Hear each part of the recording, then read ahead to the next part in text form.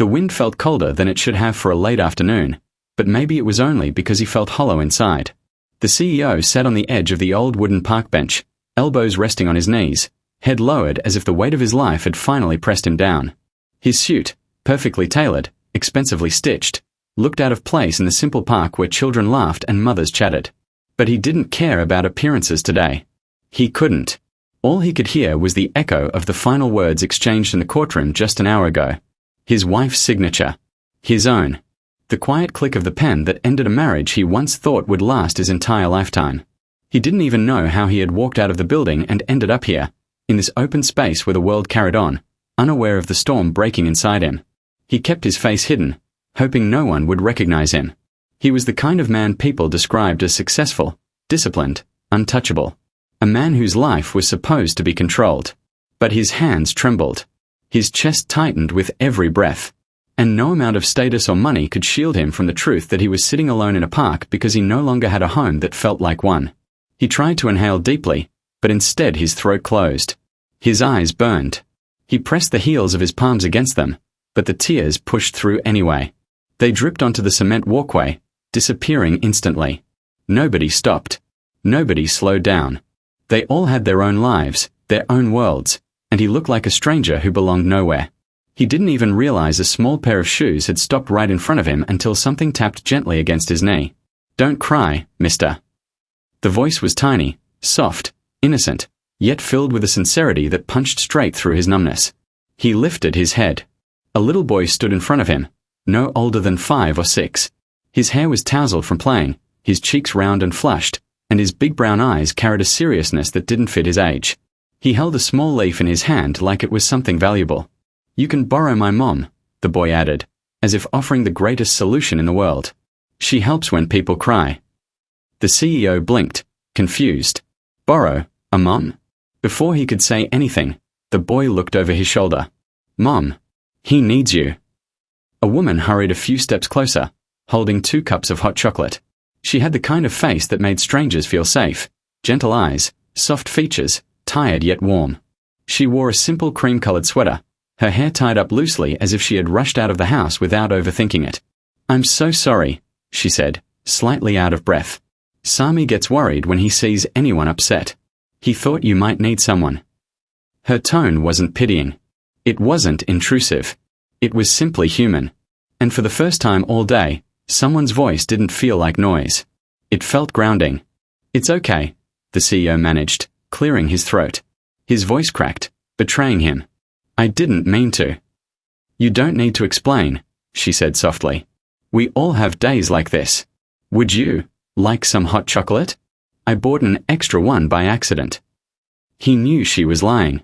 There was no accidental extra cup. She had brought it because she had seen him crying before her son approached.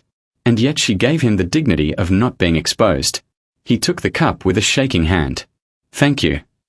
She sat down beside him, not too close, not too far, giving him space but letting him know she was there. The boy climbed onto the other end of the bench, swinging his legs happily, completely unaware of how powerful his tiny gesture had been.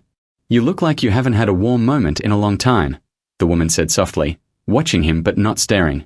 He didn't deny it. He couldn't. His eyes dropped to the cup in his hands as the steam warmed his chin. For a few quiet seconds, he forgot how to pretend he was fine. "My name is Ayla," she said after a moment. He nodded slightly. I know who you are," she said before he finished. "But today you don't need to be the CEO. You can just be someone who deserves to breathe." He didn't realize how desperately he needed to hear those words until they settled into his chest like a balm. Children's laughter floated around them, carried by the wind. A kite dipped low in the sky. A dog barked in the distance.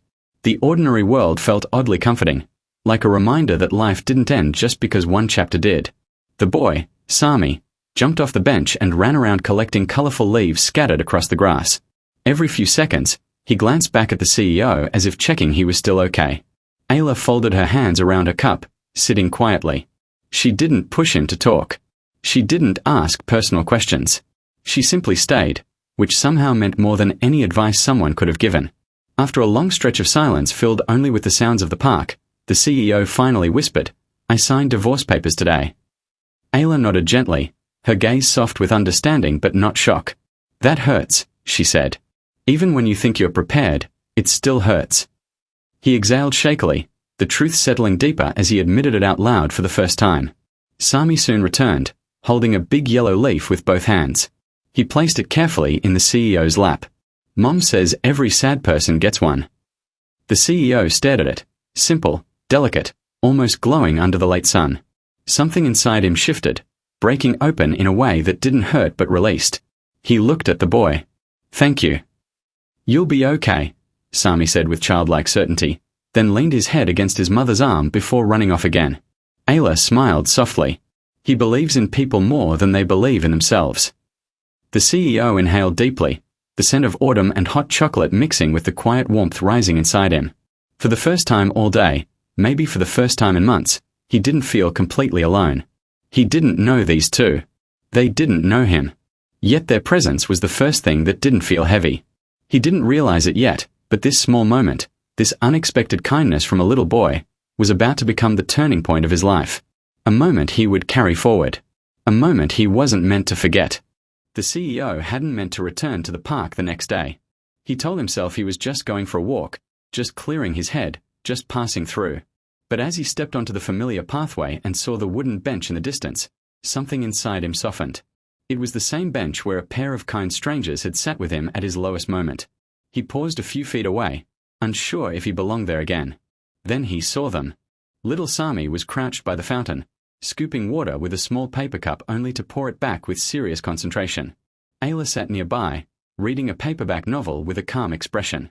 The sight was simple, ordinary, but it felt unexpectedly warm, like watching a small piece of peace that the world had forgotten existed. Before he could decide whether to approach, Sami spotted him. "Mister," he shouted, waving both arms so wildly he almost fell into the fountain. "You came back."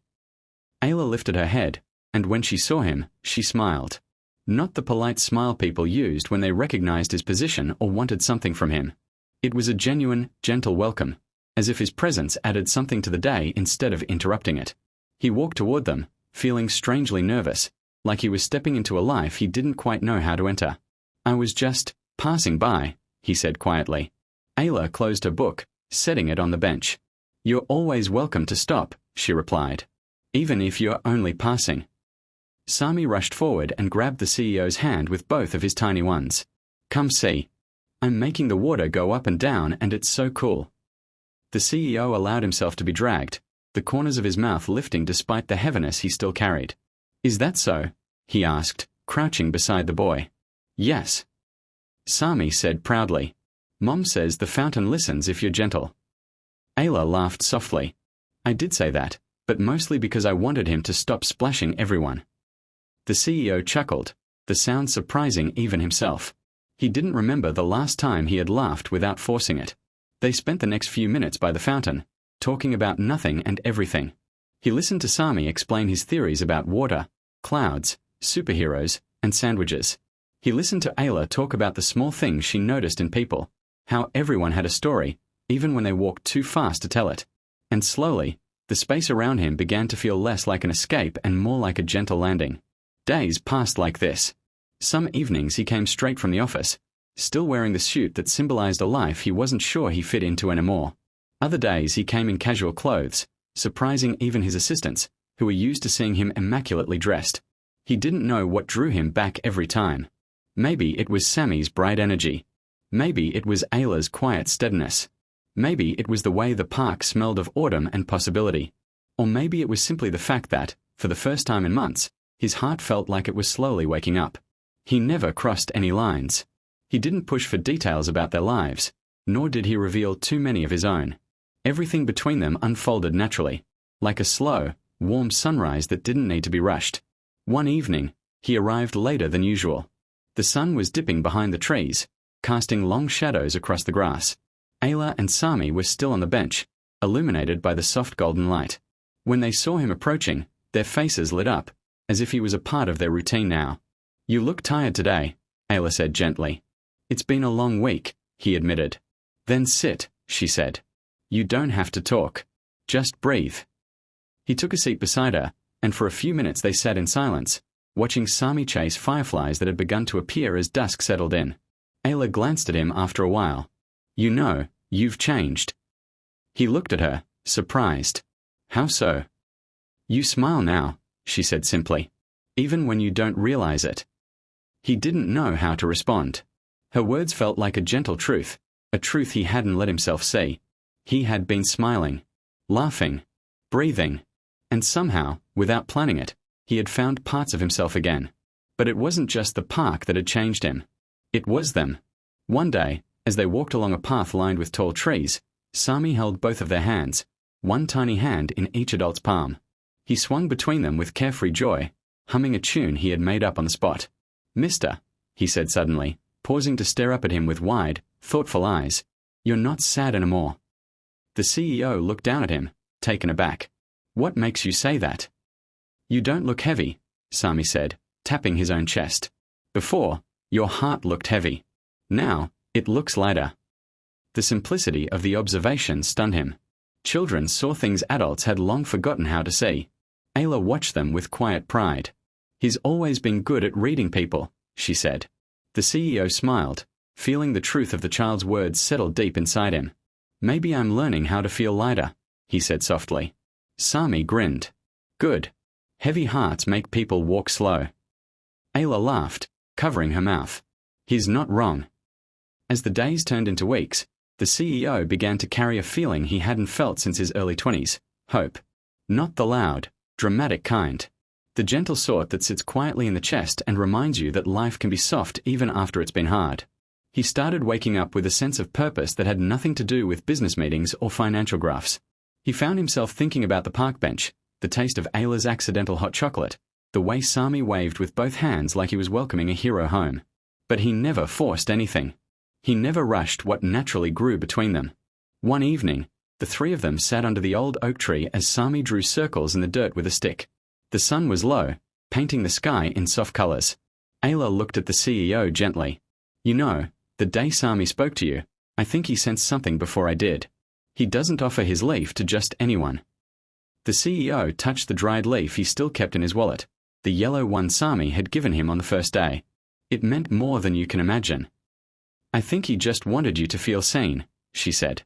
"Sometimes one small moment of kindness is enough to pull someone back into the world." The CEO nodded, his chest warm. "It did. And you did." She didn't answer immediately. Instead, she watched Sami for a moment, letting the quiet fill the space between them. Then she whispered, "You deserve gentleness too. Don't forget that." He swallowed, feeling something tighten and loosen in his chest at the same time. Sami suddenly ran toward them, throwing his arms around both adults. "Group hug," he declared, his laughter spreading like sunlight. And for the first time in a long time, the CEO felt something he had been afraid to hope for. A beginning. Not a dramatic one. Not one filled with conflict or complications. Just a quiet, honest beginning, built on kindness, warmth, and the unexpected truth that sometimes the people who heal us the most are the ones we meet by accident. And as the sun dipped behind the trees, he realized something with complete clarity. He hadn't borrowed Ayla that first day. He had borrowed a future he didn't know he needed, one gentle moment at a time.